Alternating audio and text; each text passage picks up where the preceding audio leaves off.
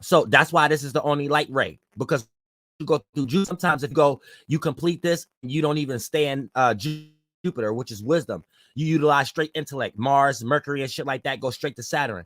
A lot of times you won't even see the light ray of knowing what the change and shit like that. So you might be too smart for your own good and miss the certain changes that you were supposed to have in your life, even if you were supposed to make it for you to maintain the Saturn position.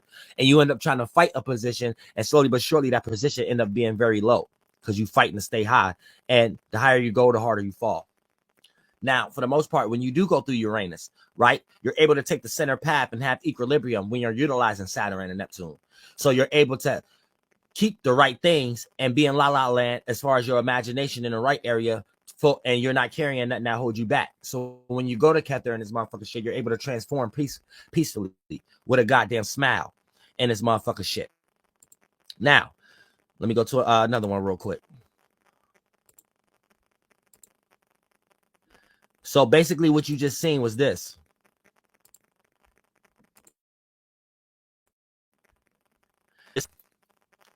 When you get into the Masonic concept and things of that nature. So when you get into the masculine pillar, this would be the daytime pillar. So this would be the pillar of Mercury, Mars, Saturn, and the sun during that goddamn transition. Then the night pillar over here that rule the many stars, which they got lost in and things of that nature. But for the most part, this is the concept of understanding Neptune, Jupiter, and Venus, right? And then in the center right here, your heart, or the fourth house and the fifth house, where the sun resides and things of that nature. Just their allegory of that. This Uranus, you becoming a star, an individual, and things of that nature. You having a generative principle and things of that nature. You know how to bring the formation of your mind into the 1, 2, and 3rd dimension down here. Right here, the eye, that'll be Kether. This would be Pluto, right? So this would be Kether and things of that nature. So this would be the coexistence of you transitioning as you being a spirit inside of the spaceship, you know what I'm saying? As you being observant of all your other chakras and things of that nature, for you to have to transform and you to be the eye of all your other, you to be the eye and power and controller of all your chakras and things of that nature. So keep that in mind also. And this is the moon, where the candle lit's at and things of that nature. We'll understand the strength, the beauty, and the wisdom pillar and things of that nature. And then really it's just Aries, it's Aries, Cancer, and goddamn Libra and this motherfucker shit. Capricorn will be the north pillar and shit like that. So keep that in mind also. Now all these objects, if you was to get into Masonic and shit like that, this is all speculatism and shit like that. So all these objects on this side is going to be correlated to the feminine energy. All this objects on this side is going to be correlated to the masculine energy within some kind of context. So for the most part, right here, you see like the anchor right here. It's a speculative concept of anchoring your thoughts down here onto the ground, onto reality, into the 1, 2, and 3rd dimension. So anchoring your ideas is masculine. Thought forms is masculine. You can anchor it down on the ground basis. That's why this is down here in that kind of concept and shit like that. Things over here is going to be things like containers, things that cover things up. So this is the motion. Like you got the apron right here. The apron is a concept of covering animalistic nature or desire. So a lot of times you will practice that externally, like my logo covering my lower chakra, the lower part of my chakra, which my logo. We got Flight Boss apron on the star. Masons have practiced that as like George Washington as having an apron, or the Bolay or Islam practicing having an apron over their sexual organs. But in the mind is basically having an idea that cover up one of these desires that need to be bounded for 1,000 years. For a person won't look at you like a fool, or a person that's lost in their desires in some way, shape, or form. You know how to keep these things bounded. So it's an esoteric allegory to that. You know what I'm saying? So there's like the objects. You got the bee nest up there. The bee nest is a correlation to Beyonce. Shout out to Beyonce. But mother energy, container energy, concealing energy, stinging someone who's crossing their boundaries too close to you and things of that nature. Where the honey at, the milk and honey is at and things of that nature. The shoes, how you ground yourself. You know what I'm saying? Having something to stand on. Those are emotional based formations. You got an animal over here, the ram. Also, this are fiery emotions and beastly natures that lead us down to our lower animalistic natures to ground things into reality. And then you got a tea kettle pot over here that you may have seen in Latin and things of that nature. This is a correspondence to your emotions could be steamy at times and things of that nature, because you know you need fluid within a pot and to heat it up in order for the genie to be in the pot, the desire to come out of the pot, the genie in the pot, or the bottle, the genie in a bottle, aka, or you drinking some spirit, some liquor, aka the extraction concept of it, where you drink some alcohol and you practice the energy of extracting your spirit out of your mind and your body, so you be running around aimlessly at times. And it's all these kind of concepts that they try to get y'all in and shit. You know what I'm saying? You got the ground bases down here, which is your body, the casket, or the temple if you was in Catholicism and shit like that, the shovel, to understand, to dig yourself in and out of circumstances and situations. And you know, the ruler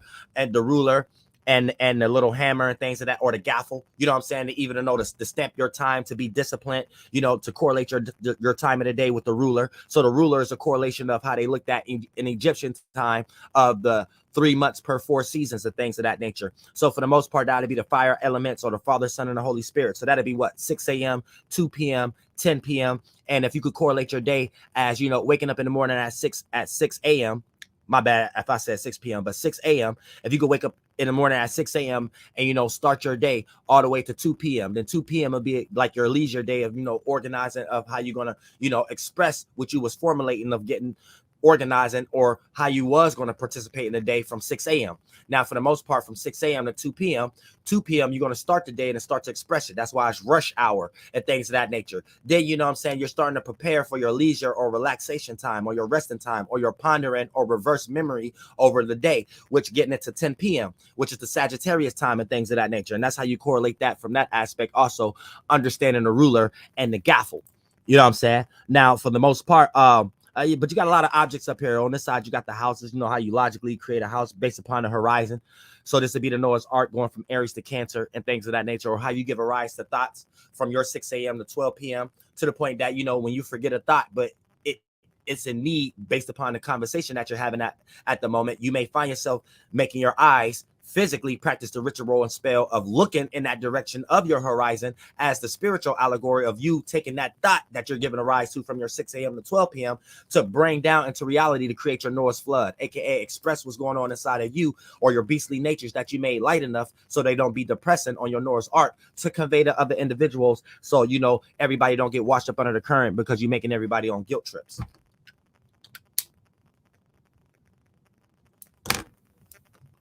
So, you know what I'm saying? This, you got the scrolls here. You got this. So, you know, we can go deep. You know what I'm saying? Like, I'm way harder than any Jesuit, Mason. These people be, it's like a fraternity where an individual go ahead and create a college debt. You know what I'm saying? That, and then work for free and shit like that, and give their money from a job that they're working just to participate. That ain't nothing but what a flunked out sleazy ass Mason is. And they don't know shit.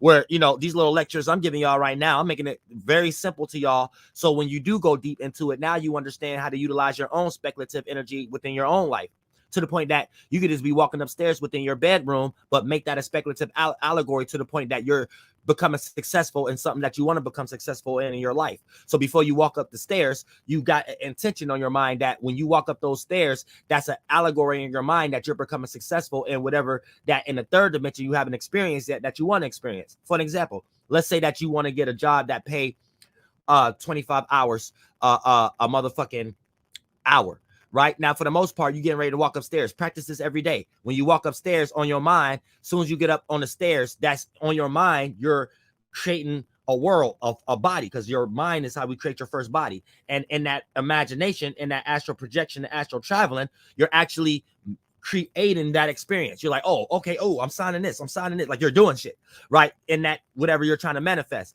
Therefore, slowly but surely, even if you don't even got the idea or starting point on how to get a job, you're going to start developing that as above, so below, where you're going to start experiencing when you are woke, certain commercials, conversations you're having with people, places you go based on your desires, where you start to develop conversations or be aware of certain things, right? That don't even have anything to do with you and that imagination that you're creating as an intention when you walk up the steps as a goal that at that 25 an hour job, which you don't even know what it is at the moment. You just know you want to get paid $25 an hour. But within these woke experiences, whatever cartoons or commercials or people out and about when you're out, right? They ain't got nothing to do with that, but you're going to be able to start developing ideas out of nowhere. And where your mind go, your body go. These ideas are going to make you start taking certain actions. And throughout the day, those stargates is going to make you do things throughout the day that other people ain't doing, that develop certain ideas to make you spark that actual goal. And you're going to start knowing what to do now. Like, oh, okay. Oh, this is the job I can get for $25 an hour. Oh, this is the thing. That's how it manifests as synchronicities and correspondences. But once you understand the starting point, now you know. Because a lot of times y'all do this by default. Sometimes occasionally you be buying scratch offs a lot. You lose more than you win, but every now and then you win, or you go to the casino, or you find money, or you got that job, or you did something successful, you created a product, or your business flourished that month, or something like that. Every now and then you do these things by default because the stars align it. Your chakras match with the chakras. You wasn't paying attention. You was just in the right energy that matched it. Or a lot of times you in a circumstance that I'm talking about, right? Where you did an already magical thinking because you're so pressed about the situation that you in, but you already got a goal. So you got a starting point. You already got certain validation. So it's already in your mind. So by default, it's already something that's on your mind all the time. So by default, by you not even already knowing this and you just living life, depending on what you want to do, you already got this on your mind all the time. So when you walking up the stairs, by default, it's already on your mind. So every now and then you be the individual that's a celebrity in your life, or the money maker of your life, the breadwinner of your family and things of that nature, or your relationship, just due to the fact that you ain't even know what you was doing, but you had a goal. And secretly, God liked these things because it looked like you try to do something different. Even when you got a job that everybody hate, but instead of you being disgruntled, you the first person that's coming up with different ways of how to console being frustrated there and coming up with a new way of how everybody can still be cool. So you become the person everybody like by shit you don't even know that you're doing. But just that alone, you're doing something for God. When you always know that, now you're able to step in that mission fully in your own life. And therefore, God will slowly but surely take you out of anything that you don't want to be doing anyway. Because God will help you look at these things differently. And before you know it, you'll find ways to enjoy yourself. And you might even find yourself get taken out of it. God will get you right up out of it. Have you utilize the things that you obtained from these things to get out of it, and almost put you in a position to make you kind of feel bad that you got to leave too. Be like, damn, I kind of missed that place. Damn, I didn't even want to leave. But at the end of the day, you might still be laughing to the bank, or you might still be thinking God like, but shit, fuck it, I'll never go back though. Y'all said, but real shit. But once you know that, you know you did something for God when you're in that position. You know you did something for God when you're in that position. Real shit. And I ain't gonna never tell you no motherfucking lie. Real shit. But yeah, let me pull up one more slide, and then we're gonna add people in and shit. If other people want to add on to this or got something to present in this motherfucker shit. Yeah, so this is some real esoteric shit where we argue shit against shit, but we understand the actual knowledge of it, so we ain't blame bias. You see how I ain't even arguing or going against no Mason or no Jesuit. We're understanding things for ourselves right now, and not even having to teach it by the way they're trying to teach it, because for the most part, hold on, let me put this last one up. For the most part, I think that they hate people, hate the Caucasus Mountain, hate Berbers, hate Masons and things of that nature. But when they start to teach these things, they're teaching it in the way that these individuals presented it. So when you pulling out sources or start to express these things, you're teaching it in the way that they want you to teach it. You see what I'm saying? But you would think that you're teaching it by you being smart, and then in your very next breath, come up with some allegory about why we need to hate them. And then claim that they don't got no soul, but your whole way of understanding these things is the way that they're teaching you it. So you got to get unbiased. You got to be a spiritually inclined motherfucker. You know what I'm saying?